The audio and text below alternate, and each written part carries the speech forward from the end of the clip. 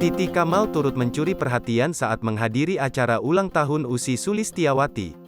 Seperti diketahui, Ussy Sulistyawati baru saja menggelar acara ulang tahunnya yang ke-41, Rabu, tanggal 13 Juli tahun 2022. Dalam acara tersebut beberapa artis kenamaan turut hadir untuk memeriahkan acara. Acara ulang tahun Ussy tersebut bertema anak sekolah, para tamu undangan diwajibkan memakai seragam SMA. Titi Kamal merupakan salah satu artis yang turut hadir dalam acara itu. Paras ayu dan menawan Titi Kamal pun jadi sorotan. Tampil dengan memakai seragam SMA, Titi Kamal masih terlihat seperti gadis remaja. Meski usianya kini sudah memasuki 40 tahun, namun wajah istri dari Christian Sugiono itu terlihat awet muda.